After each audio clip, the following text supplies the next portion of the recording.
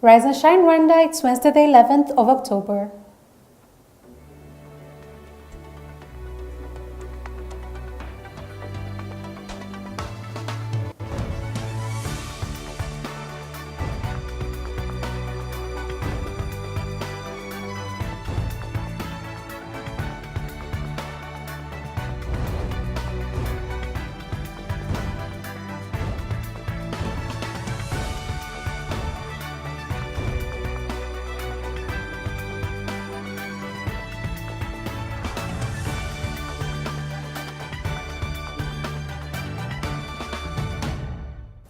Coming up on today's Rise and Shine Rwanda. An insight into the ongoing Africa Hotel Investment Forum. We look into the skincare business and how to successfully do it without breaking the bank. Good morning, you're watching Rise and Shine Rwanda with me, Irene Kanhengwa. And me, Fidelis Karangwa. Over the next half an hour, we'll take you through what's trending in the world of business, lifestyle, as well as news. But first, let's take a look into our news features.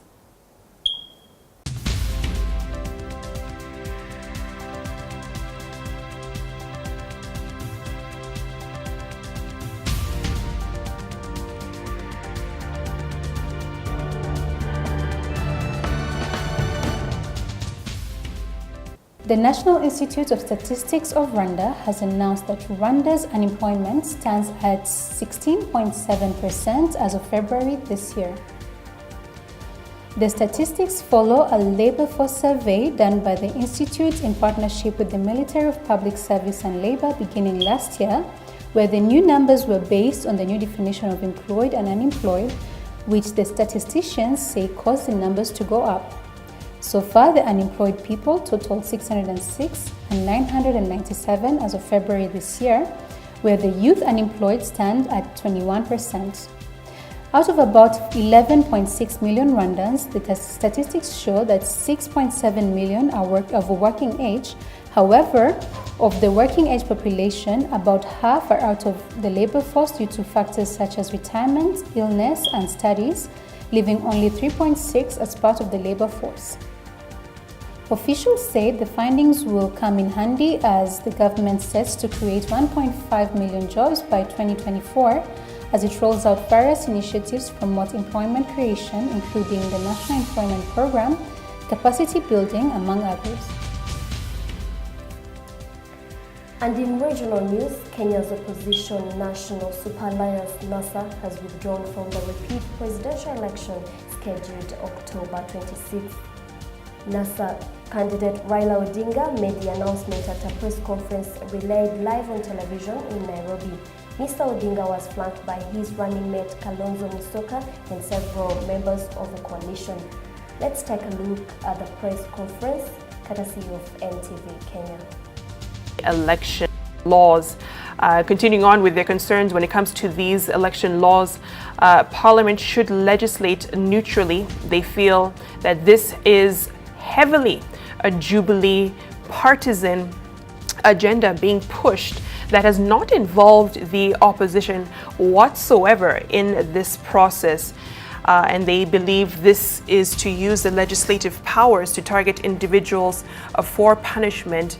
This is following the Supreme Court ruling. Let's listen in now as Raila Odinga begins the statement from NASA.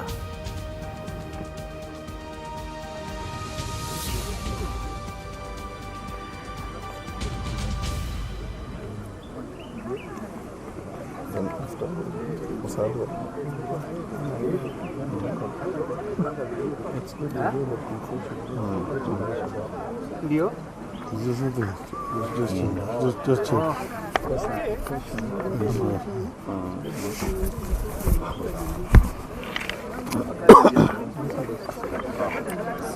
Are you ready? Order. Everybody, order. Ladies and gentlemen of the press, we have a very important statement to issue to the nation of Kenya today.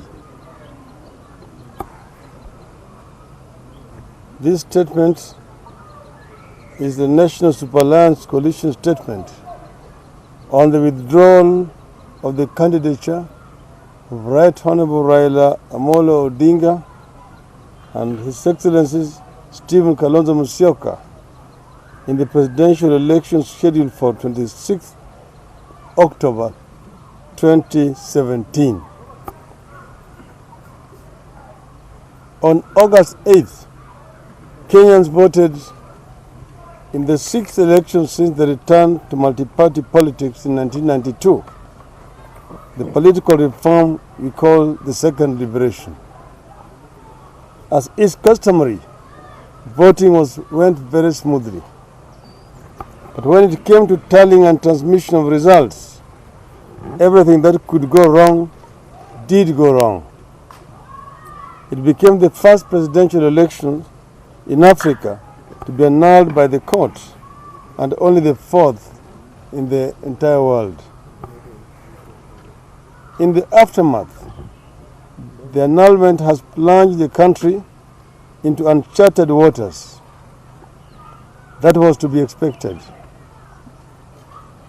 What we could not have expected is that the country's leadership would be divided by a fundamental tenet of democracy, namely free and fair elections. We at NASA have insisted that the fresh election ordered be held to the standard ordered by the Supreme Court, that is, in strict conformity with the Constitution and written law.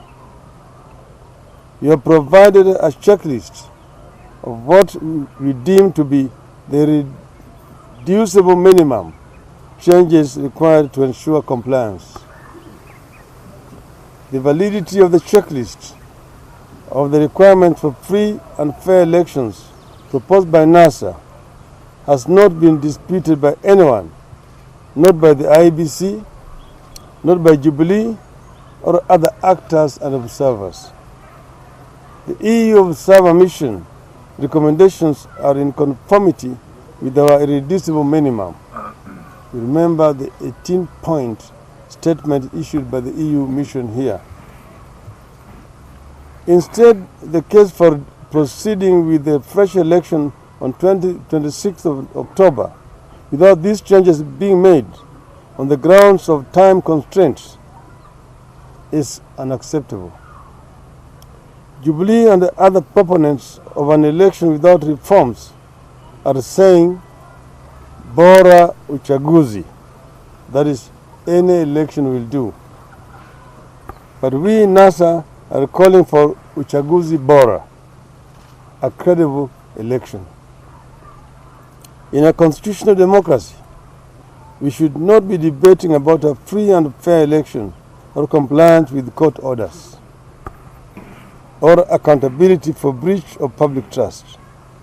We should have been working together to ensure that we uphold these values, as they are not only our national values, but are also the foundations of a credible electoral system. Instead, the IEBC has stonewalled meaningful deliberations on the necessary reforms to ensure that the elections of 26th of October are free and fair. It has wasted valuable time engaging in public relations exercises intended to create the illusion of motion without any movement. You have come to the conclusion that there is no intention on the part of the IEBC to undertake any changes to its operations and personnel to ensure that the illegalities and irregularities that led to the invalidation of the 8th August 2017 do not happen again. All indications are that the election scheduled for 26th of October will be worse than the previous one. On its part, the Jubilee administration's proposed amendment to the election laws demonstrates that it has no intention of competition on a level playing field. The only election Jubilee administration is interested in is one that it must win, even unlawfully. Both Uhuru Kenyatta and his deputy William Ruto have gloated that they have numbers in parliament to amend even the constitution. The Jubilee Vice Chairman is on record stating that Kenya requires a benevolent dictator and proceeded to exhort Uhuru Kenyatta to exercise dictatorial powers. These utterances provide the motive for the blatant across-the-board rigging of the August 8th elections to secure the majorities that Jubilee needs to overrun our constitution. Kenyatta and Ruto are beneficiaries, believers and defenders of the old order. They intend to overthrow our new constitutional order and reinstall the old order. The over 300 election petitions filed so far, majority against Jubilee, are evidence enough that this claimed majority is fraudulent. And international news, more than a dozen wildfires raged across Northern California on Tuesday morning, with the biggest one scorching the state's famous wine country, killing at least 11 people and burning more than 1,500 homes and businesses. The fires burned in California's wine counties, destinations Napa, Sonoma, and Mendocino counties, as well as Yuba County, northern of Sacramento, with flames ripping through the landscapes. Authorities have said that have not said what caused the fires, but noted windy and dry conditions Sunday and Monday made it easy for the fires to spread. October is typically the busiest month for wildfires in California, they said. They added that complicating firefighting efforts were low humidity and lack of resources. Now let us bring it back to our local news. As Rwanda hosts the Africa Hotel Investment Forum, it has been entered the top 10 list of most valuable countries in Africa for hotels. In addition, with average growth in hotel values of 8.8% over the last 8 years, Rwanda experienced the 6th highest growth on the continent over the period.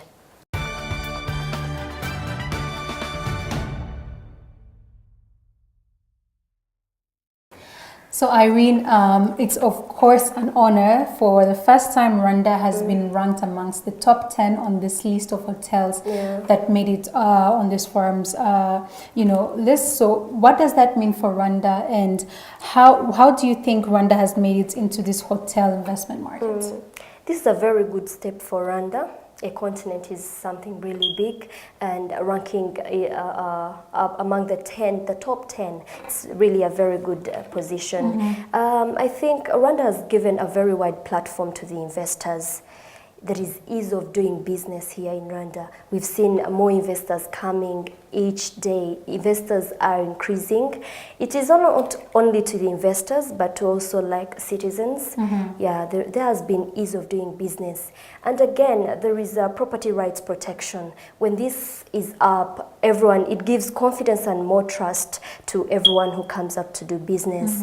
And again, I think the government has really done a lot it has concentrated a lot into stamping out corruption, which has also made it easy for everyone to do business, and helped a lot into solving many questions and bringing up solutions. And as much as this is good, of course, for Rwanda, one would think, there's so many hotels opening up every day. And of course, we've had the honor of hosting so many meetings. But in the case that we're not hosting any meetings, any forums, you find most of these hotels are out of work. What does this mean for, let's say, the banks that give the loans to the hotel owners to build these hotels? And we've also seen most of them selling out to other managements. Just recently, Upomwe Grand Hotel was sold to the Hilton Hotels business, so it's going to be under new management. So in your take, what do you think this can be done, at the same time to curb the issue of where, there's, as much as the new hotels coming up, what can be done to ensure that they still get, they maintain a steady clientele throughout the year, and not just when we have meetings in the country? I think, of course, in every every aspect of life, there are challenges, so even into the business world.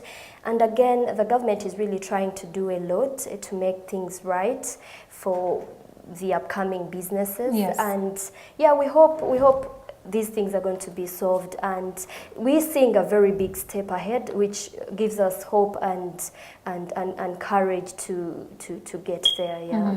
Well, with Rwanda being one of the fast rising countries in the hospitality business, of course, we look forward to seeing what's ahead, and we look forward to all these opportunities that are going to be presented to us during the closure of this African Hotel Investment Forum. While you're watching Rise and Shine Rwanda, stay with us. We'll be right back after the break.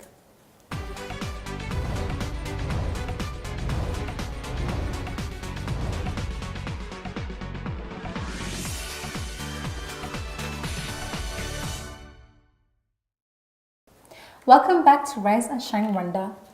Skincare is an inevitable part of everybody's daily routine, and finding the product that works for your skin type can be quite a headache, especially if you don't know your skin type and what it needs to achieve that healthy glow. Well, one lady in particular has made it her business to find answers for most of her skincare questions, and most importantly, all her solutions are organic. Exciting, right? Take a look. When Catherine Njera found herself in need of natural products to use for her skin and hair, she took a path that most of us would not pick easily, deciding to focus on doing extensive research on organic products and how to turn them into oils, soaps, and butters for personal consumption. It wasn't long, however, until friends and family requested that she shares her products with them after seeing how well they were working on her skin. The rest was history. Her personal experiment turned into a side hustle. When it started out, we just had the butters. So that's something that I was completely familiar with because I'd been doing that for a long time for myself. So we just had the butters. We had not envisioned it growing to other products. Even when I was going into doing it full time, I was just going to be making the butters.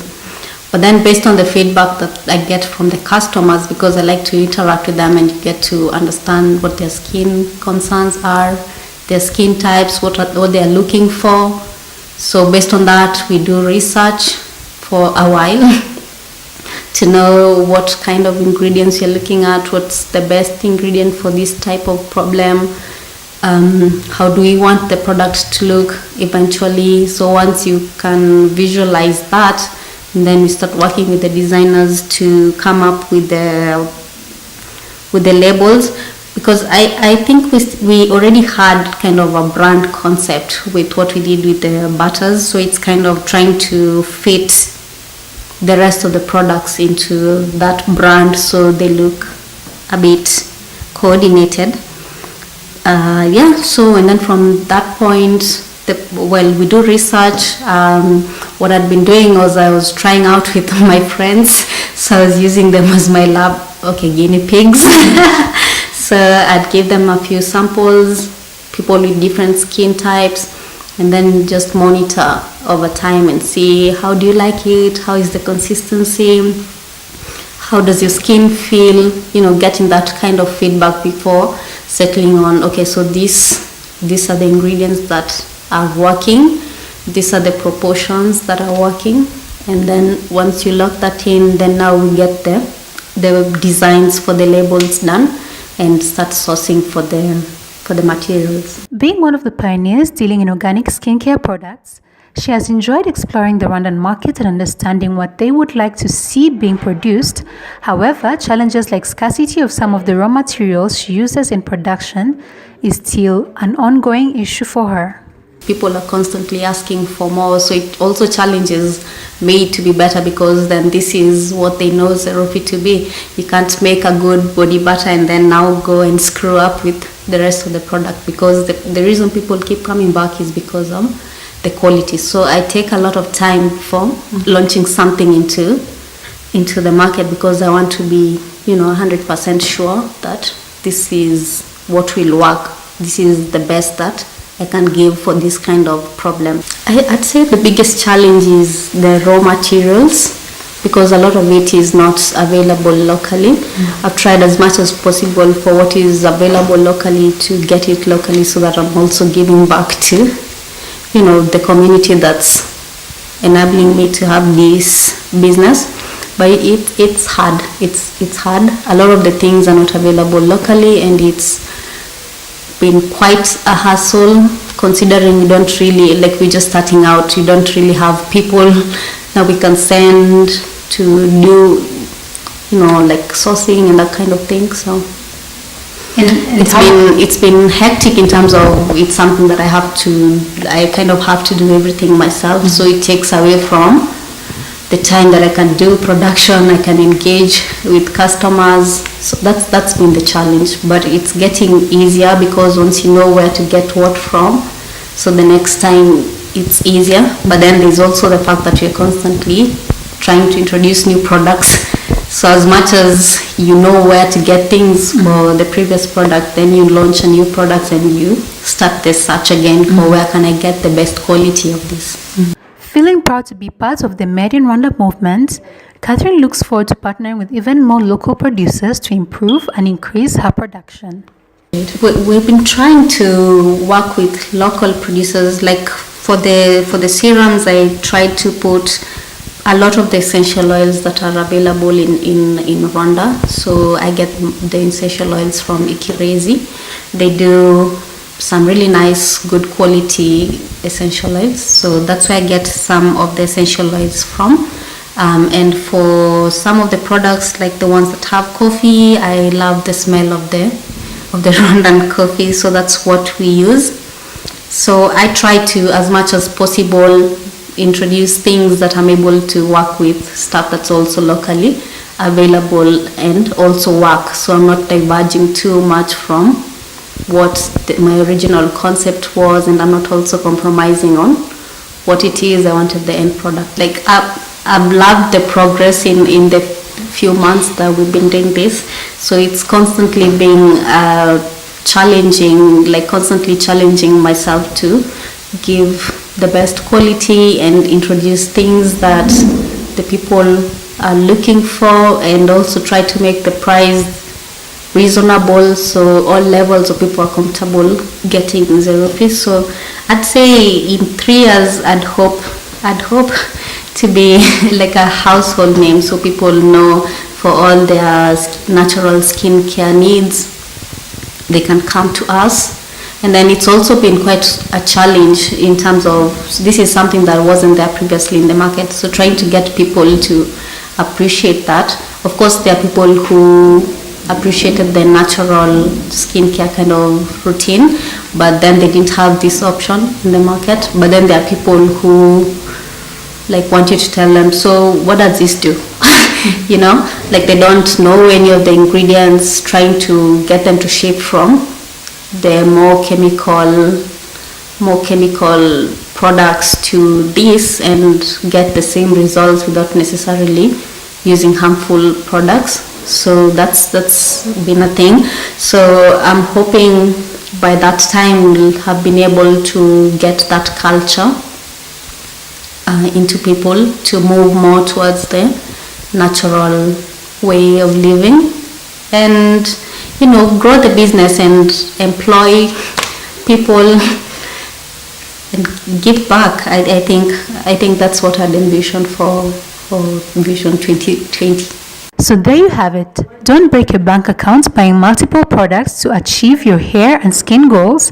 You can find better and cheaper products right here in our motherland. Take the easy way out and go organic and bring out your natural beauty. Kangwa Fidelis, Rise and Shine Rwanda. And joining us now in studio is CATHERIN NJERA, the founder of ZERUF Organics. Welcome, CATHERIN, to the show. Thank you for having me. Now, we've been, looking forward to having you on the show simply because you've created such a buzz in Kigali at the moment, all your products. And my first question to you would be, how have you taken all the feedback that you've been getting so far on your products? Did you think it would blow up to what it is right now? Actually, when it started out, I did not expect this at all. Well, I knew I'd put together a good product, but I didn't know how the market was going to take it. So it's been very interesting. It's been an interesting journey, and constantly taking the feedback and trying to put together things that respond to the needs of the customers. So when you talk to them and you find that, because a lot of our other products have actually come up through comments from customers or feedback from customers. So when you get a lot of requests for something, then we just try to do more research and see if we can give the customers that. So it's been really interesting. It's been a beautiful journey full of learning and just constantly trying to keep up. Basically, yeah. Now, you initially had a full-time job that you were doing, and then you eventually decided to quit to focus on this hobby that you had. For most people, that's a very tricky decision to make, because you're thinking, I'm going to leave a job that was giving me a constant salary every month to do something that I'm not sure if you know, I'll even make half of what I was making from my salary. What inspired you to finally say, you know what, I'm just gonna go for it? Because you have so many young entrepreneurs who watch this show, and they need that kind of, you know, empowerment where they say, you know, if Catherine says she did this and, you know, it made her confident in what she was doing and she decided to take it full time, you know, I can do it too. So what eventually gave you the strength to say, you know what, I'm going to quit my full-time job and do this as this hobby, initial hobby of mine as a job now? I'd say, well, it took quite a while before actually making that decision, because it was constant second guessing myself, because I did love my job for the most part. I loved it and I enjoyed what I did, and I had worked hard to get to the point where I was at in my career. So that was a really difficult decision to know, you know, like, I'm going out to do this entrepreneurship. I've never done anything like this before, so what if it fails? Especially in a new market like Rwanda, which you didn't even know how to take it. But I just figured, you know, let me do it. Actually, the plan was, let me do it for a couple of months full time, see where it goes. Because I just felt like it had this potential, and the people were responding, you know, the customers I had at the time, the way they were responding to it, I felt like I owed it to myself to see where this will go. And it's something that I really enjoyed doing. So even when I was doing it, you know, on the side, despite putting in extra hours to be able to put it together, I didn't really mind it so much, because it's something that I enjoyed doing. So yeah, that was the journey, and I think my advice will be to, you know, to other people that are watching this show and they have these things that they like to do and the things can earn them money. Sometimes it's worth it. You just need to assess and come up with a good plan, and, you know, see where it leads. I think it's more fulfilling to do things that you love and make money from them and earn a living and, you know, create jobs. True. So, yeah. So you said you've been doing this for about a year now as a business. There's a lot of, you know, work that goes into it, from the designs of the logo to, you know, the packaging, to having to order. You already mentioned that most of the raw materials that you use to produce most of these products are imported.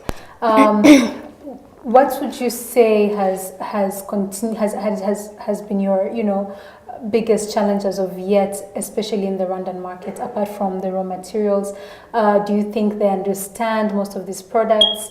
And if not, what more do you think can be done for them to understand the importance of, you know, using organic and natural products as opposed to what's already on the market, especially since there's this new mukorogo trend. That's what they call it, mukorogo, which is, you know, bleaching trend that has been going on, and that's what is defined as beauty. What would you say can be done to encourage people to go for more natural options as opposed to what's already in the market?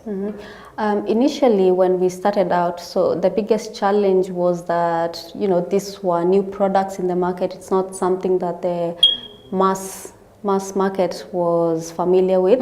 So getting people to understand the need, you'd get people asking you, okay, so that's all nice and stuff, but will it lighten my skin? Yes. You know, so trying to explain that some of the chemicals that are in the commercial products are harmful to your skin, and trying to get people to move more towards the natural side of things has been quite interesting. But especially since you're not even a dermatologist or exactly, exactly. A lot of people just ask me, you know, like you tell them and they're like, so like, did you go to school to study this? You know, so that before they can even listen to what you're trying to say, they want to know, is it something that you've studied? Is this like, how soon can I see the results? Yes.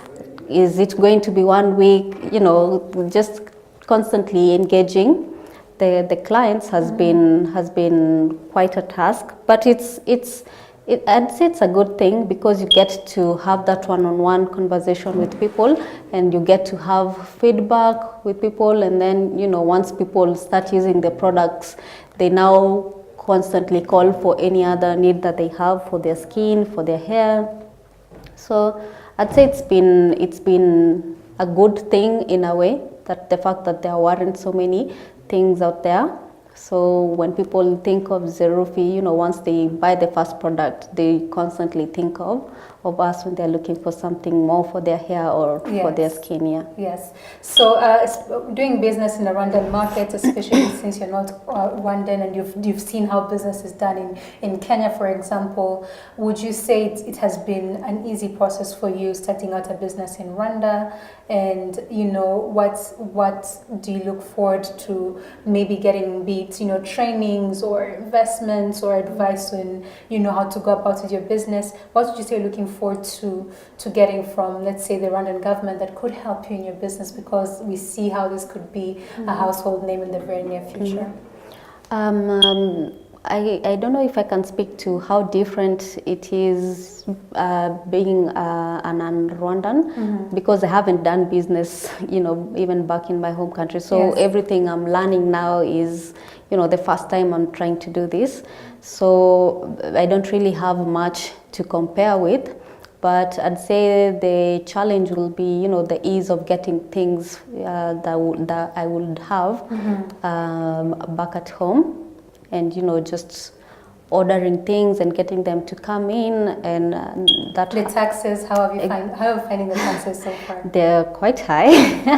They're quite high, and also, you know, the process of even clearing the products is quite lengthy. Yes, quite lengthy, because we are not at that level where we are that big to get agents and all that. So a lot of these things we do for ourselves.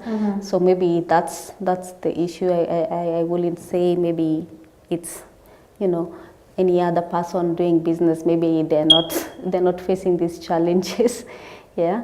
So I'd say, you know, in terms of trainings, maybe just, you know, forums for youth to exchange ideas and brainstorm and just talk about their challenges. There could be other entrepreneurs out there who are also trying to do things, and they don't know, where do I get this, where do I get that, how do I navigate this? You could mentor and show them how you've been doing it so far. Well, you know, I'm still new at this, so maybe I can also find a mentor or, you know, just we can help each other, I'd say. All right. So lastly, before we wrap up, we know ZERUF already has the oils, it has the butters, it has the soap.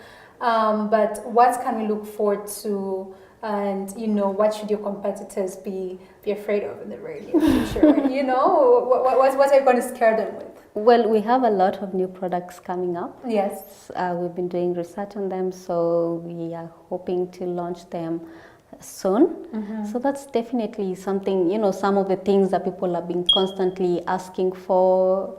Yeah, we are trying to put together to make it a one-stop shop for all things natural, for skincare and for hair care. All right. right. So, and once more, where can people find your products if you're looking for them, like I do, because I'm obsessed with your products?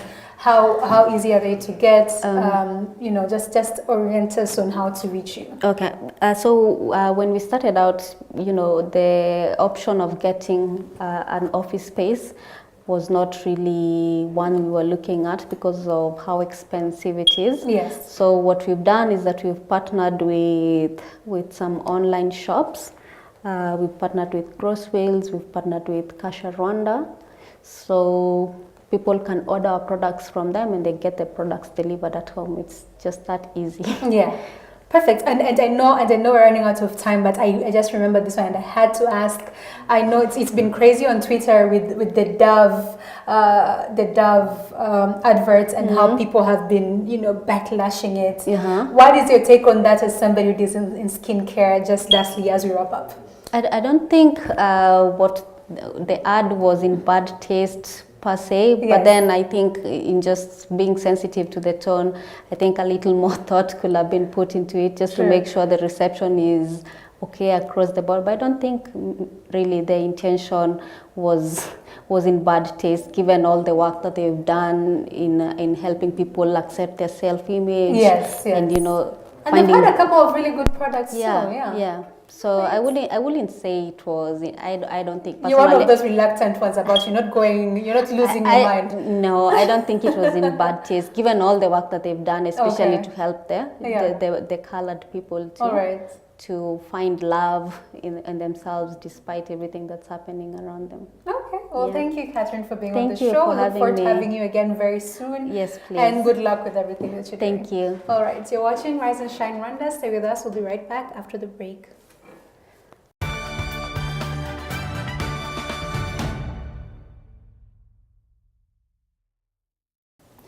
Now, don't forget, we love to hear your thoughts, comments, and feedback. Not talking about here on Rise and Shine Rwanda.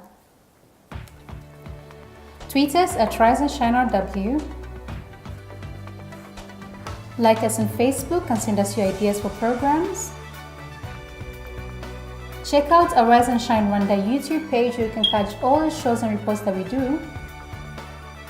Find us on Instagram, Rise and Shine RW. We love to see your pictures. Or check out our Rise and Shine Rwanda website. Well, that's all that we have time for today. We love to hear your feedback and do let us know if you have any ideas for the program. You've been watching Rise and Shine Rwanda with me, Irene Kanhengwa. And me, Fidelis Karam. We'll be back here same time, same place next week. So do join us then. But for now, from the both of us and the rest of the Rise and Shine Rwanda team, have a very good day. Goodbye.